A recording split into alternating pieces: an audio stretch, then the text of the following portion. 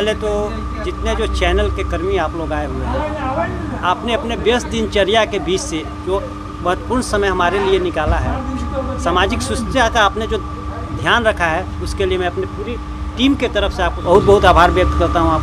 आपका सवाल था अन्न सत्याग्रह किस परिस्थिति में? हाँ, क्या वजह हो गई? हम लाचार हो गए। बीओ साहेब शासन नहीं तानाशाही रूप अपनाते हैं। शासन करना तो दूर की बात, ये तानाशाही रूप अपनाते हैं। आए दिन कार्यालय में गुंडा रखते हैं।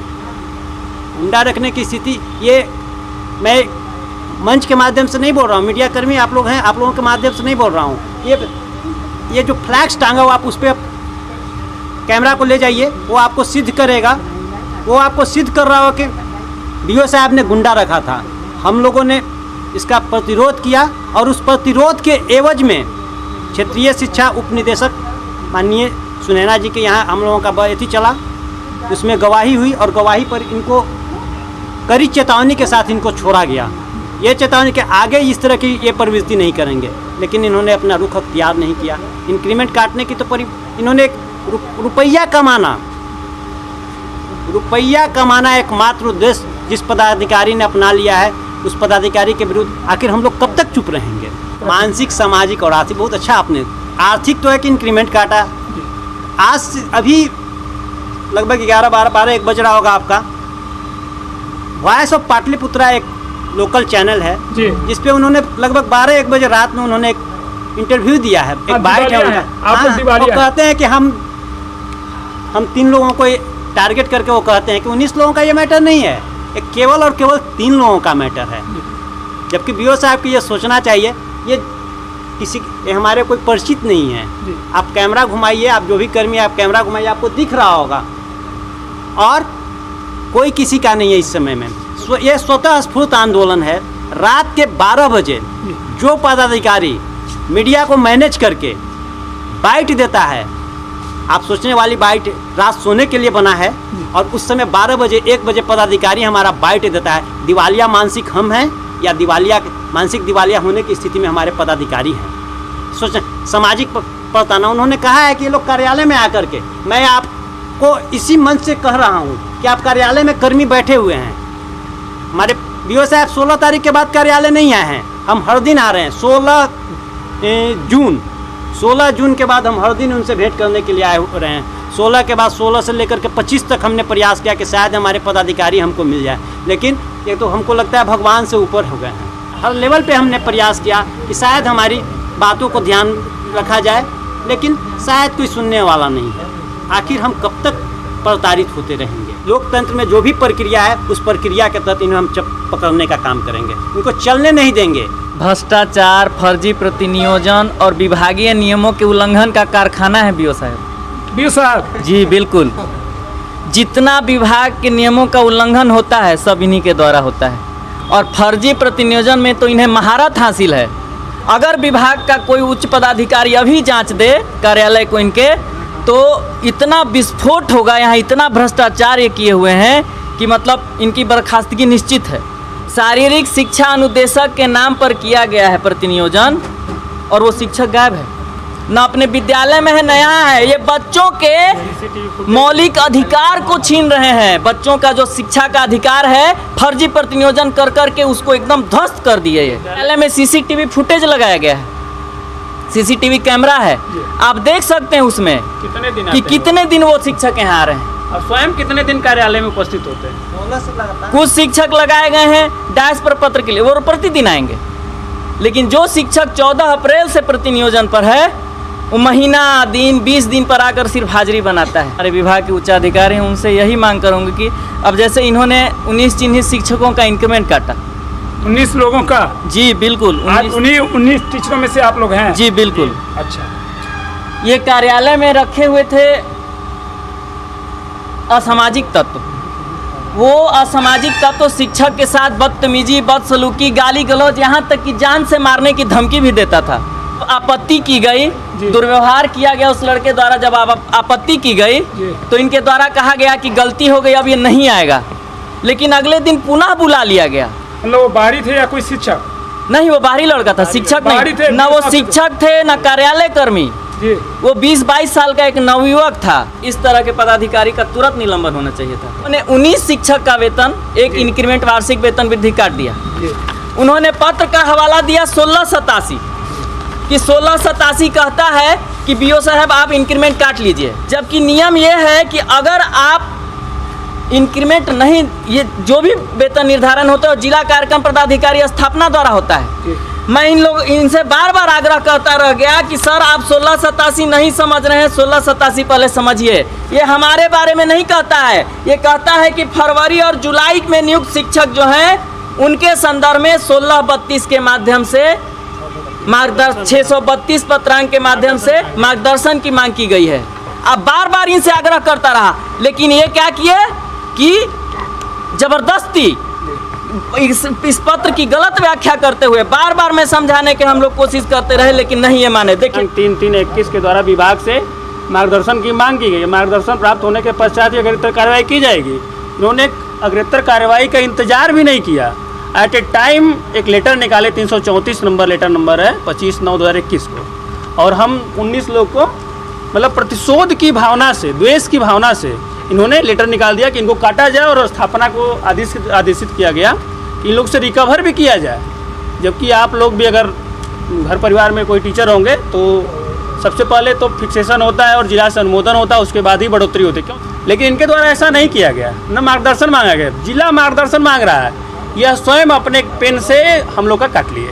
वही इंक्रीमेंट मनेर में हमारे ही समरूप शिक्षकों का 27/9 के डेट में फिक्सेशन हो रहा है, फिक्सेशन हो रहा है। सेम हमारा एक इंक्रीमेंट काटा जा रहा है, वही इंक्रीमेंट उनको दे हो रहा है। तब हमारे मतलब जिस दिन ये काटते हैं उसके 2 दिन बाद जिला सिग्नेचर करता है, डीपीओ साहब सिग्नेचर करते हैं फिक्सेशन के लिए। ईटा में 2-3 विद्यालय हैं जहाँ पे बेसिक ग्रेड के शिक्षक को स्नातक ग्रेड के रहते हुए ही प्रभार का कार्य दिया गया है।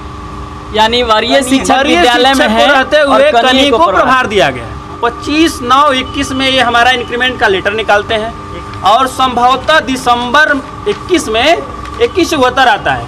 2174 प्रधान सचिव शिक्षा विभाग का लेटर आता है दिसंबर में, और ये काटने का कार्य कर रहे हैं सितंबर में। यानी इनको भगवान से भी ऊपर है, इनको आभास हो गया कि नहीं लेटर निकलेगा बाद में, हम काट लेते हैं। दिवालिया भी कर रहे हैं। जी सर, बिल्कुल, बिल्कुल। आप लोग मानसिक दिवालिया के शिकार हो जी चुके हैं। सर, बिल्कुल। उन्होंने आज अब लगभग 13 घंटे पहले स्टेटमेंट दिया है किसी वायसा पाटलिपुत्रा में, रात में 12-1 बजे। जी, तो 12-1 बजे स्वाभाविक बात है कि सभी लोग खा पी के सो जाते हैं। बिल्कुल। तो कौन सी परिस्थिति आ गई कि आप मीडिया को बुला के घर पे आप स्टेटमेंट दे रहे हैं? उन्होंने कहा कि ये लोग मानसिक दिवालिया हैं। जी। तो सर्वप्रथम हम ये पूछना चाहते हैं कि बीओ साहब क्या मेडिकल का भी डिग्री ले रखे हैं, क्या MBBS किए हैं कि जो हमको मानसिक दिवालिया घोषित कर दिए? सही बात है कि अगर हम मानसिक दिवालिया हैं तो हमारा चयन कैसे हुआ, जबकि हमारा चयन के पहले ही मेडिकल सर्टिफिकेट बनता है, फिटनेस सर्टिफिकेट बनता है, तो हम यहाँ देते हैं और योगदान करते हैं। तीसरी बात आती है कि जब हम मानसिक दिवालिया हैं तो मानसिक दिवालिया व्यक्ति से शिक्षण कार्य कैसे करवाया जा रहा है? यानी हम ही अकेले ही नहीं, हम मानसिक दिवालिया हैं वो तो अलग बात है, लेकिन हम कितने बच्चों का भविष्य बर्बाद कर रहे हैं? सितंबर 2020 में आपने योगदान किया, आपके संज्ञान में आ गया कि हमारे कार्यालय में चोरी हुई है, तो आपने अब तक किया क्या? बड़ी पदाधिकारी को सूचित किया या फिर थाने में FIR किया? यानी फिर आपके कार्य प्रणाली पर तो प्रश्न खड़ा हो गया। शासनिक पदाधिकारी एट ए टाइम इस BRC के अटेंडेंस रजिस्टर को चेक कर दे या फिर और कुछ अभिलेखों का जांच कर दे तो होगा क्या? एट ए टाइम BO साहब सस्पेंड हो जाएंगे। हमारे साथ ही बहाल मनेर के शिक्षक हैं ये, वो उनका वेतन हमसे ज़्यादा है। और आपको बता दूं कि मनेर में यही BO है, ये प्रभार में है वहाँ। उसी तरह ये मेरा कम है, ये यहाँ से ऐसी वेतन विसंगति, तुगलकी फरमान इन्होंने जारी किया, ऐसी वेतन विसंगति बना दी कि मेरा कम हो गया।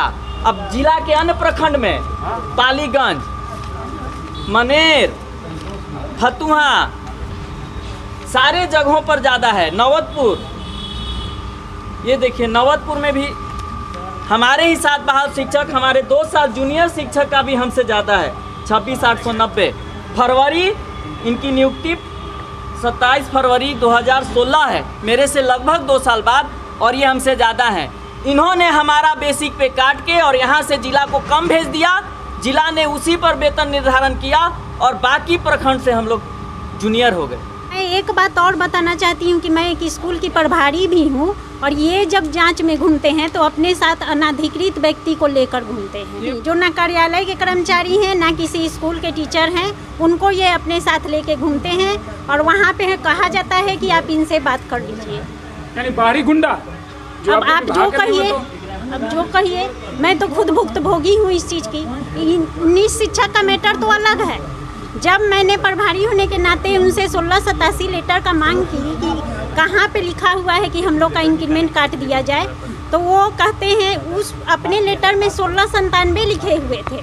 मैंने 1687 जब डिमांड किया तो कह रहे हैं कि भूलवश ये हो गया है, 1687 इसको समझा जाए। और आप लोग बिना मतलब मुद्दा को तूल पकड़ा रहे हैं। ऐसा कह के हम लोग को ये किया गया कि हम लोग इस मैटर पे आगे कुछ ना बोलें और उस दिन से लगातार ये मुझे प्रताड़ित किए जा रहे हैं। प्लानिंग के तहत बगावत तो नहीं कर रहे हैं बीओ साहब के खिलाफ? ये बगावत तो आप कैसे कह सकते हैं, ये पहले बताइए। हम लोग को तो कहा जाता है कि बीओ साहब आपके बड़े पदाधिकारी होते हैं। अब मेरी और क्या एक साथ पर्सनल, उसे आप खुद ही बताइए कि हमारी उनसे पर्सनल दुश्मनी क्या हो सकती है। और हमको इतना टाइम है कि 2 बच्चों को घर पे छोड़ के और यहाँ आकर के हम झूठ मूठ का उनसे किस पर्पज़ से बगावत करके बैठेंगे यहाँ पे? कहीं ना कहीं हमको शोषित किया जा रहा है, तभी तो हम आकर के यहाँ बैठे हैं। और दूसरी बात ये, वो कहते हैं कि हम लोग मानसिक दिवालिया हैं, ठीक है, पदाधिकारी को भ्रमित करते हैं। हाँ। अब वो तो छोड़िए, जैसे कि उनका ये स्टेटमेंट है कि मानसिक दिवालिया हम लोग हैं टीचर। अब आप ये सब सोच लीजिए या खुद अनुमान लगाइए या किसी से भी पूछ लीजिए, जो व्यक्ति रात के 12 बजे मीडिया को बुला के और एक वीडियो जारी करवाता है, तो मानसिक दिवालिया कौन हुआ? हम तो चैन से सो रहे थे, क्योंकि हम तो सिस्टम से काम करेंगे। जिसको जो गलत किया है, जो इंसान मतलब कि जानता है कि हम यहाँ पे गलत है, वही ना बौखला रहा है, वही तो मानसिक तरह वो तो पागल हो ही जाएगा ना इंसान कि 12 बजे अब कैसे हम अपने आप को सही साबित करें किसी के सामने। अब चाहे उसके लिए हमको कुछ भी करना पड़े, 12 बजे बुलाइए मीडिया, 1 बजे बुलाइए, या आप दिन रात भर बैठा के रखिए। तो मानसिक दिवालिया कौन है यहाँ पे? हम नहीं है, आप है मानसिक दिवालिया। और यहाँ पे कोई पेपर सा अगर आप निकालने जाते हैं बीआरसी से कि सर मेरा ये जमा करना है या निकलवाना है, आप हर चीज़ के लिए चार्ज रखते हैं। चार्ज रखते हैं? चार्ज मतलब पैसा लेते हैं। बिना पैसे के यहाँ कोई काम ही नहीं होता है। हर चीज़ के लिए आप यहाँ पैसा दीजिए, टेबल पे पैसा रखिए, तभी आपका काम होगा, नहीं तो हम आपको, ये उनके अपने काम पे डिपेंड करता है सर, ठीक है। अगर आपको सर्विस बुक का कुछ काम कराना तो उसका चार्ज अलग है ना, सब चीज़ का चार्ज अलग है। आप जब शिक्षा पदाधिकारी ही ऐसे लोग इस तरह से करेंगे तो शिक्षा का स्तर कहाँ तक जाएगा, आप सोच लीजिए ना। अगर वो सही है तो बीआरसी आए ना, हमारा सामना करे। सभी तरह के जो काम है वो विभागीय नियमावली लिखित आदेश के आधार पे होते हैं। शिक्षक समाज इसमें कहाँ पे दिग्भ्रमित करता है, कभी कुछ करता है, क्यों हम लोग को इसके लिए बोलना पड़ रहा है? जब सारे कार्य लिखित होते हैं ना सर, विभाग में नियुक्ति से लेकर वेतन वृद्धि, तो नियुक्ति से लेकर वेतन वृद्धि जब लिखित कार्यों के आधार पे होते हैं तो अधिकारी शिक्षक समाज पे इल्ज़ाम क्यों लगाते हैं?